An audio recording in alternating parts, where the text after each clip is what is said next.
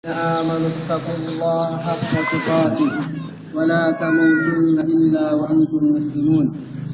يا أيها الناس اتقوا ربكم الذي خلقكم من نفس واحدة وخلق منها زوجها وبث منهما رجالا كثيرا ونساء واتقوا الله الذي تساءلون به والأرحام إن الله كان عليكم رقيبا. يا أيها الذين آمنوا اتقوا الله وقولوا قولا سديدا يصلح لكم أعمالكم ويغفر لكم ذنوبكم ومن يطع الله ورسوله فقد فاز فوزا عظيما. أما بعد فإن خير الحديث كتاب الله وخير الهدي هدي محمد صلى الله عليه وسلم وشر الأمور محدثاتها وكل محدثة بدعة وكل بدعة ضلالة وكل ضلالة في النار.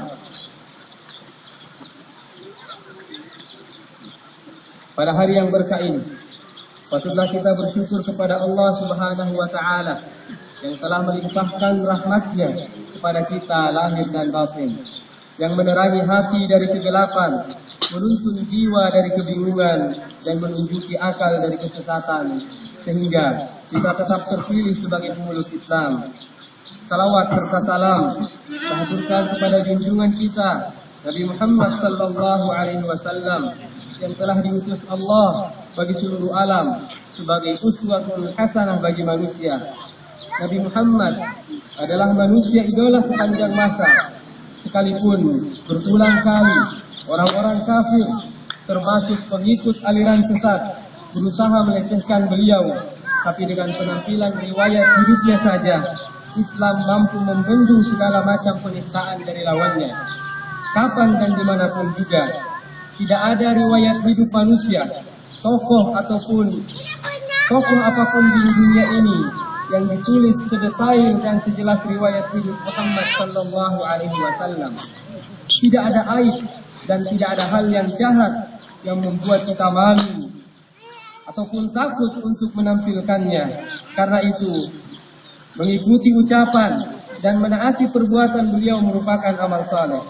Rahmat Allah Subhanahu wa Ta'ala semoga dilimpahkan kepada para kader Islam dan anak didik Rasulullah sallallahu alaihi wasallam dari kalangan sahabat beliau yang sukses gemilang menciptakan sumber peradaban dunia yang tidak pernah kering dari mata air kebenaran, keadilan, kejujuran, keterus-terangan dan tanggung jawab. Setiap kali mereka datang ke suatu negeri, baik secara dai, pedagang, diplomat ataupun panglima perang, adalah membawa misi untuk mentauhidkan Allah Subhanahu wa Ta'ala, membebaskan masyarakatnya dari kesesatan, membela mereka dari penindasan, dan melepaskan mereka dari kezaliman. Oleh karena itu, kita ridha Islam sebagai agama dan Nabi Muhammad sebagai Rasulnya. Marilah kita bertakwa kepada Allah dengan takwa yang sebenar-benarnya. Sesungguhnya tujuan segala ibadah di dalam Islam adalah takwa Allah yang dilakukan dengan cara membersihkan jiwa dari segala bentuk kesyirikan dan meneranginya dengan zikrullah. Firman Allah Subhanahu wa Ta'ala, "Ya ayyuhalladzina amanu taqullaha wa qulu qawlan sadida yuslih lakum a'malakum wa yaghfir lakum dhunubakum wa man yuti'illaha wa rasulahu faqad faza fawzan 'azima." Wahai orang-orang beriman, taatlah kepada Allah dan berkatalah dengan perkataan yang benar. Dengan begitu, niscaya semua yang kalian lakukan hasilnya akan menjadi baik dan dosa-dosa kalian akan diampuni oleh Allah Subhanahu wa Ta'ala. Siapa saja yang taat kepada Allah dan Rasulnya, sungguh dia memperoleh kemenangan yang sangat besar. Ma'asyiral muslimin rahimakumullah.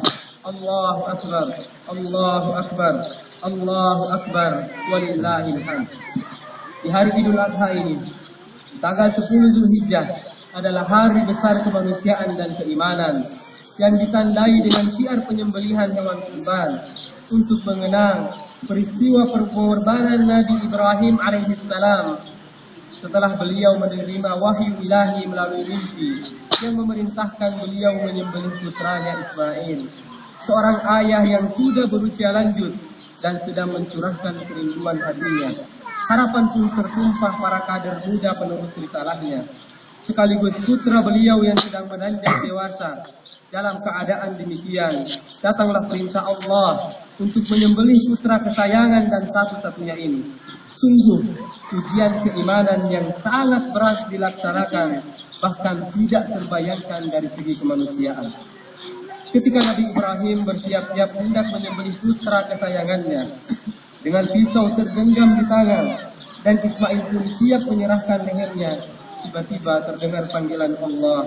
Wa nadainahu ayya Ibrahim, qad saddaqta ru'ya, inna kadzalika najzil muhsinin, inna hadza lahuwal bala'ul mubin, wa fadainahu bizikrin azim. Maka kami berseru kepadanya, wahai Ibrahim, kamu telah membenarkan mimpimu. Sungguh, kami akan memberi pahala kepada orang-orang yang beramal saleh. Sungguh, perintah Allah kepada Ibrahim itu merupakan satu ujian keimanan yang sangat jelas. Kami ganti Ismail dengan seekor domba yang sangat besar. Ibrahim alaihissalam, bapak para nabi itu sadar, ternyata Allah yang Maha Rahman sedang menguji keimanannya. Apakah rasa sayang dan kecintaan kepada putra lelakinya menghalanginya untuk menaati perintah Allah? Tekadnya bulat, tidak ada kebimbangan maupun keraguan. Perintah Allah wajib dijalankan, apapun resiko dan pengorbanan yang mesti diberikan. Nabi Ibrahim akhirnya lulus menghadapi ujian ilahi. Keikhlasan dan kepasrahan Nabi Ibrahim dalam melaksanakan syariat Allah, dengan mengorbankan harta, jiwa, bahkan putra kesayangannya, dan kesediaan Ismail untuk menaati ayahandanya dalam rangka menjalankan syariat Allah Subhanahu wa taala, walau harus menyerahkan nyawanya sendiri, terpancar melalui pernyataan spektakuler dan inspiratif berbasis tauhid. Qala ya abati if'al ma tu'mar, satajiduni insyaallahu minas sabirin. Ismail berkata, wahai ayahku tersayang, lakukanlah apa yang diperintahkan kepadamu. Insya Allah, engkau akan mendapati aku termasuk orang yang sabar. Fussilat ayat 102. Kronologi sejarah Idul Kurban ini merupakan peristiwa agung yang memantul dari keteguhan iman, kerendahan hati, dan tawakal sepenuhnya kepada Rabbul Alamin, dan balasan Allah Subhanahu wa taala atas ketaatan mereka berdua sungguh menjadi dambaan setiap orang beriman. Mereka dianugerahi kemampuan mengalahkan hawa nafsunya demi mematuhi perintah Allah Subhanahu wa taala. Selain itu, mereka berdua mendapatkan pujian dan keridhaan Allah, mengangkat derajatnya, serta memberikan syafaat bagi keturunan yang mewarisi pola hidup tauhid yang beliau dakwahkan. Peristiwa bersejarah ini mengandung pelajaran bahwa anak yang saleh dan salihah hanya dapat lahir dari keturunan dan lingkungan keluarga yang saleh juga. Lebih dari itu, peristiwa ini mengajarkan kita bagaimana menjadi hamba Allah Subhanahu wa taala yang taat dan patuh melalui pengamalan syariatnya, menjalankan perintah Allah Subhanahu wa taala dengan ikhlas dan rela berkorban harta bahkan nyawa. Itulah totalitas kepasrahan Nabi Ibrahim alaihissalam dan putranya Ismail alaihissalam. Sekiranya umat Islam dewasa ini mengamalkan syariat Allah Subhanahu wa taala, meneladani kepatuhan dan kepasrahan Nabi Ibrahim dan Ismail alaihissalam, niscaya umat Islam akan dianugerahi kemenangan menghadapi musuh-musuhnya, ditinggikan derajatnya, serta dinampakkan kemuliaan di hadapan lawan-lawannya. Namun, apa yang terjadi di kalangan umat sekarang? Munculnya tokoh-tokoh agama Islam yang menggunakan lisannya bukan saja untuk merusak citra Islam di mata orang kafir, tapi juga menjadi kontributor orang kafir untuk merusak citra Islam di mata orang Islam sendiri. Mereka mencerca ajaran jihad sebagai terorisme, menganggap busana jilbab bagi muslimah sebagai Arabisme, bahkan menolak formalisasi syariat Islam di lembaga negara. Dengan pemahaman seperti ini, Mereka mengadili ajaran Islam menggunakan parameter demokrasi dan memvonis perbuatan umat Islam berdasarkan undang-undang hak asasi manusia. Segala kebaikan ajaran Islam